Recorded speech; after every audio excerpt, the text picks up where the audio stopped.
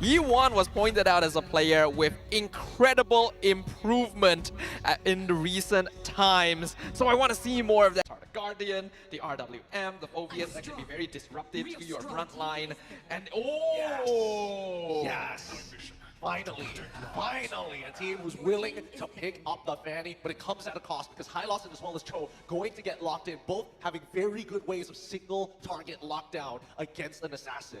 We will note down that this is not some kind of ego check here.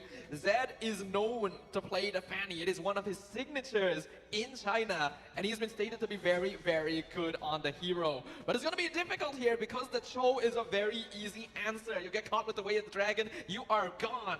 So this is a big challenge to Ulfhednar. Yeah, honestly, this is going to be a pretty big test here specifically for Zed, but let's see what's going to be the supplementary force around it. Good peel is great, strong initiation and early game power definitely falls into the category when you want to pair something up with the Fanny. We see the Vexana getting picked here blind and the Khalid. I get the Khalid, but I feel like the Vexana, purely in response to the Hylos, I'm not 100% on board.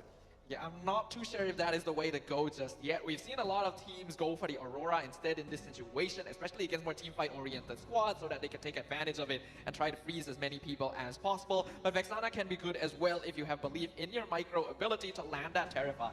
Better yet, at least this does go to show that the concept of priority in lane is highly valued by Dfyg, because Vexana by herself can clear lanes pretty effectively from level 2 onwards without having to take too much damage against long range mages, with the only exception being Sicilian.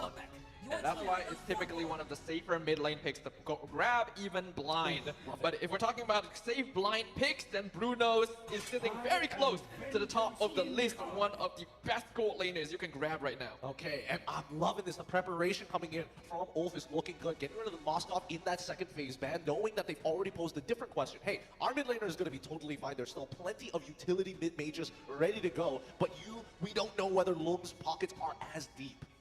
Well, I guess if we're talking about that, when he was playing his own grand finals in China to qualify for the wild cards, he was actually heavily targeted in the picks and bans. He ended up playing 5 different heroes in the gold lane throughout that series, including things like Beatrix, Ruby, Harif, Moskov, and Bruno. Well, let's see whether or not those are going to be deployed out here today. Valentina going to be the next ban coming in from Dfyg as a response. Pretty interesting. It means that they probably want to have more powerful ults later down the line. I mean, the Raging Sandstorm as well as dropping down a mini Lord is pretty good. Let's see what the response is. Harith is the next ban, and I mean, the ULF, they are on top of it. They have done their homework. Yeah, Moskov and Harif are both heroes that would be able to somewhat hold the lane against Bruno, so with them both off the table, Long is going to be forced onto a little bit more of a scaling gold laner. I think Beatrix is still an option, but a little bit more difficult to execute in comparison. Is there anything better than that as of right now? I want to believe that, playing... I would be interested to see if Long can actually play Claude. That'd be pretty fun to see. At the same time, right, if you are going to go for Beatrix, the main issue is her mobility. Yes, she outranges a lot of people and does really well against speed composition and has high ground defense, but at the same time, when you're up against that Bruno in that 1v1, there's always that thought in your head, I might just run out of ammunition. Well, that's why I love that Dfyg did get rid of the Loi in the end. Rosa, clearly the most aggressive and effective Loi player among all the wildcard teams. And it can even outpace something like a Fanny. That's something that Dfyg do not want to have to worry about, especially with a glorious pathway already. More so, it's extremely important that your mid lane duo is able to push out that wave and defend that purple buff, something that Fanny desperately needs. Depending on what side of the map it's going to be on, they might even get involved the EXP later. Now that is an interesting pick coming in for the ULF. That is a direct statement. We talked about Farsa a little bit throughout the wildcard, how the meta could develop in a way where artillery mages like this could come back if we see more long range, less mobile marksmen. This game, though, is not where you would typically see it. There are multiple heroes, such as the Fanny and Khalid, that can easily punish a Farsa popping that feathered airstrike. Now, here's the thing. The unique thing about Farsa, yes, she has incredible range to that feathered airstrike, but she has an inbuilt stun into her kit. So, if you have Cho looking for those engages, you drop down that feathered airstrike, and then Fanny is looking to cut you off, at least you got peel from Hylos, at least you have a side tackle coming in from Bruno, and hopefully you can chain that CC together. Oh my goodness. Talk about artillery. Granger gets locked in. Such a great idea here. Granger not gonna have the best time against Bruno in lane, but his scaling is really, really strong, and his range and peel are really good to respond to what Ulfhednar has put on the table. And if you combine that together with the Tigreal to maybe set things up for Fanny, I really like the balance of the Dfyg strat. I agree, but the question is, what is going to go into the EXP line? Is it the high loss or is it going to be something else? Because right now, what I'm waiting for is Peel. Something to be able to stop the initial engagement, because it feels like Dfyg need to be the one who act first upon Rosa's Farsa, if not the other way around. You could combine something like the Ruby and Cho together. There's still things like the Edith as well as the Arlet. Let's see what they decide to go for. It is the Yo in the jungle. Somehow, despite through all of this, I forgot that the jungle was just left open. It was left open for quite a while as well. I feel like this is a very balanced matchup. And with Ulfhednar coming out on top, or will Dfyg continue to impress us by taking a game from the wildcard fan favorites? Only time shall tell as we return to the land of Dawn for Game 1 of the final series of the M6 wildcard group stage. Let's jump right into it. Welcome to the land of Dawn. Both our competitors here, it's going to be really important that we highlight who is going to be the big difference makers in this game. For Dfyg on the blue side, it's got to be Zed for sure. He's got a lot on his plate right now, but if he can't accelerate this early game, things are going to snowball out of control. But at the same time, we're looking towards KLVJ, right? If he can do well in his lane, we're expecting the early game to fall into the hands of Dfyg Yaoguai. And once again, we have to remind all of you guys, the M6 pass is currently available only until the 29th of December. So make sure to complete all active tasks during the event to reach level 75 for free and get amazing rewards such as Claude's Battle emote, M6 Glory Avatar emote, and new special skin Boxia Dauntless Shield for free. Yeah, make sure to clear it while you still can. And there's also extra challenges to speed that process up. Oh god. Rosa taking a huge amount of burst from the CC between PXU and Yi1, and that's gonna be first blood for the Dfyg Yaoguai mid laner. And this is what I was worried about, right? The early game can be pretty tough here. TNZ landing a beautiful stun, but KLVJ flickers out, gets the quick stand guard in time. Will he survive? He actually survives! And TNZ has to back off to avoid dying to the tower. No, that's so unfortunate. TNZ, he just needed one more auto attack as soon as he got out of that quick sand guard. A little unfortunate here. First blood still achieved by Dfyg Yaoguai, but still, we're expecting the later stage of the game, especially once they hit level 4, to be pretty devastating. Hopefully, Dfyg is able to handle this once the Feather Airstrike is online. Yeah, there's a lot of teamfight potential on Ulfhednar once they have their ult. Sacred Hammer just in time from PCU to avoid the Blade Surge stun. Surprised that that didn't connect. It should. It felt like it should. But even so, here comes the first turtle. Yep, KLVJ already trying to buy some time, but he and PCU are both level 3, so they do not have their ultimates to stop this. They will back off and give it up to TNZ.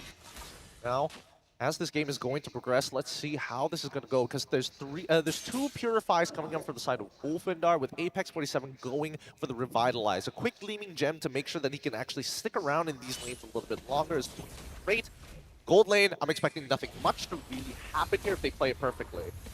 Apex has hit level 4 before PCU though, so Ulfhednar hitting their EXP timings just a little earlier, and now we can see Zed being disrupted by Alien as well, forced to use Retri on his purple buff. Yeah, so far Alien, after that first initial engagement and early gank towards the top side of the map, is able to maintain control. Like, he doesn't really want to keep fighting KLVJ all day because his life is a resource, but as long as he's moving out of the lane first, I think that is a significant advantage in comparison to Khalid, who all he wants to do is clear waves and then move away. I mean, the fact that he already has a level lead on KLVJ is actually really good for Alien as well, but here comes the Raging Sandstorm, flicker by Alien.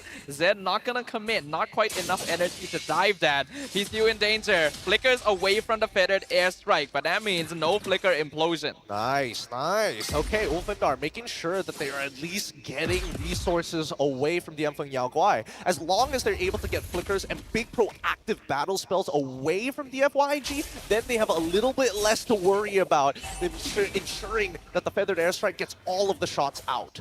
Yeah, so far Ulfhednar have done a good job of cutting off the map so that Zed isn't able to get those early Fanny kills that we are used to. Even TNC already has that level lead. Sunshine uses Purify initially to avoid the knockout from Eternal Guard, and Zed was bound, stunned by Apex, kill given over. Ulfhednar gonna get caught out with Implosion, but that's only on Apex. KLVJ is the only one here and doesn't quite have enough damage. Glorious Pathway and Revitalize used by Apex 40,000 to chase down PCU. They get the kill on the Tigreal. Oh! Will they get the snipe? Yes, they do. KLVJ finishing off TNZ. Rosa, wings by wings, fitted airstrike used, quicksand guard, canceled. And so KLVJ is picked up, but a beautiful Death Sonata by Long finishes Rosa off. Meanwhile, Way of the Dragon by Alien onto Zed, but he's still able to get his purple buff. Oh man, that was unfortunate. Had he just paced it out, spaced out when he kicked, and then taken the second half of the Way of the Dragon to maybe get that reset off of that purple buff, that would have been real nice there. But Alien is not going to have the Way of the Dragon's upcoming turtle fight. So far, though, quite impressed. Sacred Hammer. Oh, unfortunately misses on Sunshine, but he still gets the knockup. Not quite enough damage to finish him off. It's a 1v3, and Sunshine able to get out alive. Tell me, was that not a perfect defense on the dive? Slide tackles and even uses the Worldie to cancel out the initial cable to get Zed out of there to hopefully sneak in another turret shot. Sunshine has been really popping off throughout this wild card, and he is continuing to do so. Being able to avoid a Fanny at this stage is huge, and not a good sign for Dfyg. I mean, Ulf, now with the tempo that they've generated, with these small skirmishes happening across the board, it's still 3-3, but with the structural advantage, now this is where it gets dangerous. The Sunpo dodge on the implosion! Come on. Tigreal ult wasted! Hey, yeah, I mean, he could see him from a mile away there. Alien does not miss on these. Oh man, really impressive gameplay so far from Ulfhednar. They have built up a 2k goal lead. Dfyg doing a good job of matching them considering the difference in experience, but slowly but surely, this is snowballing. Yeah, both sides are wrestling for control over tempo, right? It's not a means to an end, but I will say that Ulfhednar is more dependent on their ultimate. Same can be said about Dfyg, but that's only for big team fights. So far though, gonna be investing time to make sure Zed doesn't get denied from his purple buff, but Ulfhednar able to get a lot more across the map in return. TNZ able to iframe out, feathered airstrike, zoning PCU away, almost gets the kill. KLVJ with the Raging Sandstorm into the quicksand guard just to try and get away from Ulfhednar. Doing a great job of dodging! Zed comes in, finishes off Alien! A two-man Sacred Hammer! PCU sacrifices his life for a kill onto TNZ instead! Meanwhile, KLVJ on top of Rosa! Rosa, the Torn Queen, shows her majesty! Beautifully played there. Beautifully played by both of these teams. This is what you want to see for M-Series representatives. You want them to be the only mistake that they're going to make. Oh, I missed an ability. That was a difference maker, and that's all we need to see. Ulfhednar still slightly coming out on top, but that was definitely a mistake. Diving the tower there that PCU was able to punish with his last sliver of HP. Long gonna be able to get the bot tier 1. TNC almost stuns Zed, but he's able to fly out in time. This means Dfyg not gonna be able to contest the turtle. Zoning them out from the correct side, sacrificing their tier 1 down bot side as Rosa is able to claim that claim the mid wave at the same time. Again, Rosa very generous using that feathered airstrike because it's all about maintaining tempo and pressure, because the feathered airstrike comes back up relatively quick considering that Ulfhednar are going to be looking not just for team fights, but more so to intercept the rotating members from Dfyg Yao Guai. And if Rosa can use... Oh, hold on. Okay, I thought Alien was gonna go for the kick there, but yeah, if Rosa can use the feathered airstrike at a off-tempo timing where Dfyg are not ready to punish it, then it's actually very safe despite having a Fanny and Granger. I mean, you can definitely see that Dfyg, they gotta make sure they protect that purple buff. It's so important that Zed stays relevant.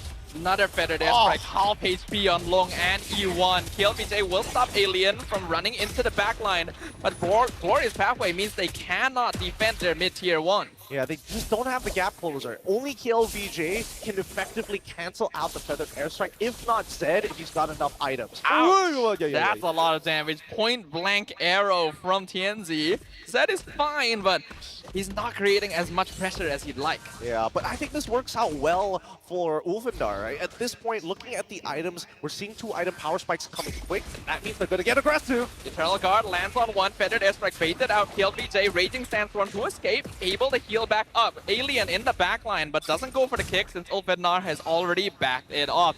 A one-man implosion onto the jungler, pushes him away, but Glorious Pathway cuts off the Dfyg Yaoguai. Zed just doesn't have enough damage to go for the one-shot, and PSU gonna pay the price with Sunshine getting killed. It's always the support who pays the price in these cases. Better to give up your roam rather than your force. Just barely able to get out. Granger surprisingly slippery to catch, but the jungle no longer belongs to Dfyg. Amen to Purify. Amen to Purify to get you out of these tough spots. E1 in trouble, Jikundo knock up, not even gonna commit Way of the Dragon because they know they got the kill. Alien gonna be sniped down by the Dfyg. Raging Sandstorm defensively again, but the Feathered Airstrike finishes him off. Double kill, triple kill for Sunshine. What did I tell you? It's a battle of tempo right now, and Ulfhednar are absolute masters at it. Once you give them that lead, they're not going to let it go anytime soon. This is a tough uphill battle now. We are nearly 10 minutes in, 4K gold lead for Ulfhednar. Dfyg Yaoguai does still have pretty solid scaling, but we can see that this Fanny not being able to achieve as much as they would like, and Ulfhednar doing a great job of just dancing around PSU and KillVJ's cooldowns. Now, honestly, considering how this game is supposed to go for Dfyg, they wanted this early game to snowball out of control, but these small stutter fights coming in from Ulfhednar, these small skirmishes even at the sacrifice of Rosa's early game, worked out fine. Yeah, it's very controlled tempo for Ulfhednar here. They are determining the pace at which these fights are taken. PSU tries to walk out to go for the implosion, but he takes so much damage from Sunshine already. Rosa does not get executed by Zed's initiation either, so Dfyg not able to find anything. Yeah, just not enough damage here, despite already having a War Axe, a Malefic Roar, and a Blade of Hephaestus. E1 is dead here. Oh, hold on, can't flicker out, still has the battle spell, so will be able to get out for now. Yeah, but what's still available? Oh my god! Zed, able to finally get the killing spree on TNZ, punishes him for trying to steal away the orange buff. The Dfyg Yaoguai will be happy with that one. Yeah, but they will sacrifice a tier 2 here. PSU Sacred now. Flicker in with the implosion. A bit delayed, but it still works out. Feathered Airstrike comes out. They're gonna focus on Rosa, but in the meantime, PSU and KillVJ are both already gone. That's a double kill. Rosa able to wings by wings perfectly away from the Fanny as well. Oh man, that was a revitalized diff for sure, because Sunshine technically did get caught by that implosion. He purifies out of it, but PSU just waits until the very last second to actually go for the flicker to ensure, because keep in mind that the Purify only lasts for less than a second. Yeah, an implosion is actually 2 sequential series of stuns. That is actually such smart usage of the ability by PSU. It's just unfortunate. Dfyg Yaoguai a little bit too behind to fully capitalize on it. Oh no, God bless Apex 47 to be in the area and have a Revitalize to keep Sunshine alive in those types of moments. I mean, TNZ was probably thinking like, oh man, I wish he used the Revitalize for me, but I'm a little too far. At this point of time, at least for the Dfyg Yaoguai, they want to make sure that Lung actually scales into this game. I'm actually curious to see what he opted to go for his build. It looks like a Hunter Strike. Hunter Strike, that's not a Sea Halberd. He did go for a Blade of Hephaestus here. Oh wait, sorry, that is a Way of the Dragon kick onto Alien, but he's actually too far away. Both roamers. Oh wait, Alien is EXP, so PSU trading for Alien still kind of worth it for the Dfyg Yaoguai. We're gonna see the Feathered Airstrike and Glorious Pathway come out. Ulfhednar just looking to dive straight in for this inhib. Zed gonna be able to clear up the way. Sunshine almost dies for the Terrify, but KillVJ is the one who bites the dust instead. How is Lung still alive there? I thought he was going to die for sure. A sliver of health even, as they will lose their hit. Ulfhednar still going for this. Get the bottom inhib. Zed not able to fly away in time. That's a shutdown. And Rosa comes in with the follow-up to finish off Long. They're gonna go ahead and take the mid inhib now. Crystal could be open. PSU and E1 the only ones alive to defend it. They're gonna be able to clear out the one remaining minion. E1 drops to 10% from a single combo by TNZ. KLVJ is back. Can they hold the minions in time? Implosion on 2 members. Sacred Hammer to push them away, but it is too little, too late. Ulfhednar push straight in and take game number 1. Oh boy. What a battle! What a battle for the early mid game. Once we get to the latter half of it and Rosa has 3 items, it becomes so difficult to walk up if you have not generated enough of a lead during the most important phases, early to mid for Dfyg Yaoguai. The Dfyg certainly tried their best. You can see the potential, you can see the decisions being made, but Ulfhednar so composed, so decisive the entire game. Jafarsa, we thought it would be risky in this game.